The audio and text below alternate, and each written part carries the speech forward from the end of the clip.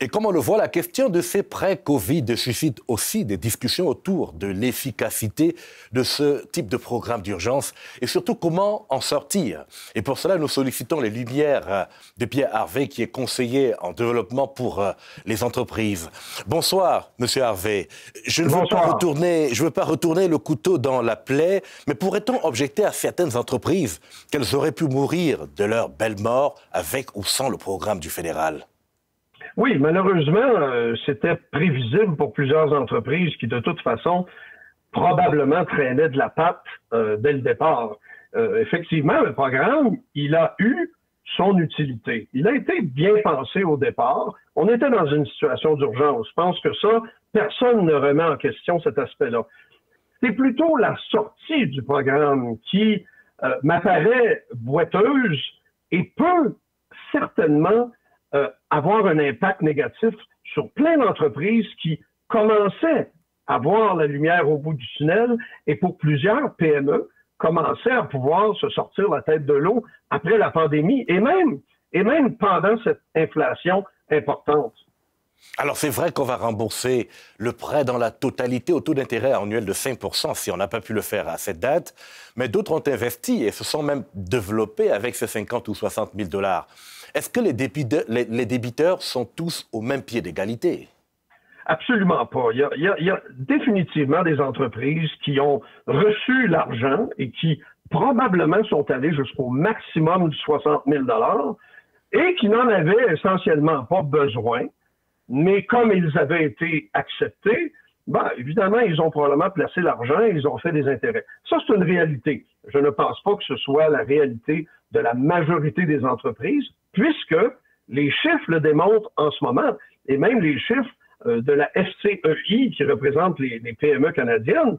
On parle de catastrophe pour beaucoup d'entreprises PME, partout au Canada. Là, au Québec seulement, on parle de près de 45 000 entreprises qui ne pourraient pas être capables de rembourser à partir d'aujourd'hui.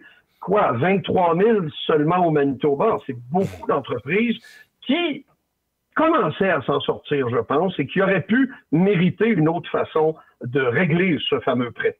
Alors, qu'aurait-il fallu faire pour viabiliser ces prêts, alors? À quel moment devrait-on estimer que le gouvernement fédéral n'a plus obligation de se mettre au chevet des petites et moyennes entreprises? Je pense essentiellement qu'à partir du moment où on a décalé la date de fin ou d'obligation de remboursement, effectivement, le gouvernement n'a pas d'autres obligations. C'est plutôt dans la façon d'offrir la possibilité de rembourser le programme qu'on aurait pu être un petit peu plus, disons, sans dire généreux, certainement plus ouvert. Parce que pensez-y, si l'entreprise qui doit rembourser à partir d'aujourd'hui doit se tourner vers sa banque pour obtenir soit 30 000 ou 40 000 de prêts, en fonction de pouvoir avoir la subvention, soit de 10 000 ou de 20 000, elle se retrouve avec un prêt à la banque qui est quand même à 9-10 % d'intérêt. C'est beaucoup pour une PME. L'autre point, c'est l'offre du gouvernement. On dit, OK, vous n'aurez plus la subvention, donc soit 40 000 ou 60 000, mais vous devez rembourser avec un taux d'intérêt de 5 %. Je pense que le gouvernement fédéral aurait pu conserver son taux de 5 %, mais offrir au moins la subvention à l'entreprise.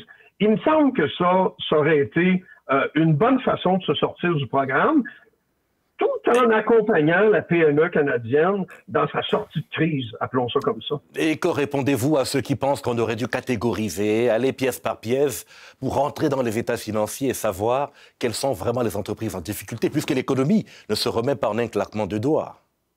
Exactement. Je pense que ça aurait été aussi possible de faire ça, parce que, de toute manière, les entreprises avaient toutes un banquier quelconque, et donc produisaient de toute manière des états financiers. Donc, il aurait été facile, relativement facile, pour les banquiers de fournir certains détails dans une liste en disant, voici, telle entreprise passera pas à travers, telle entreprise pourrait rembourser 1 000 $ par mois, 800 $ par mois, étalé sur X nombre de mois. de toute manière, toutes les entreprises avaient déjà des états financiers à la banque. Donc, je pense qu'à travers les banquiers, ça aurait été possible de le faire.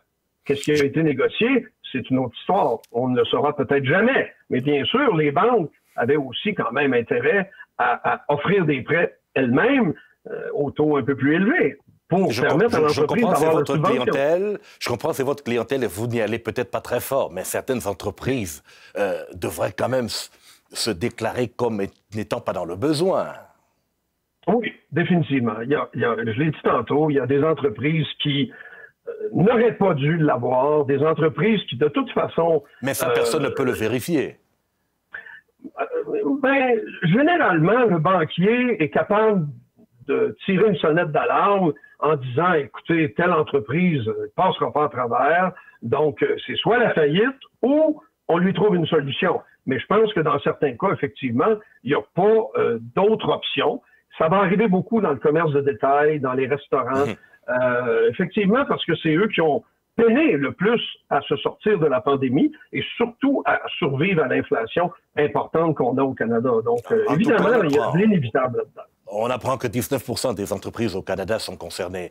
On verra quel visage cela donnera à l'économie dans les prochains jours. Pierre Harvey, merci infiniment. Avec plaisir. Au revoir.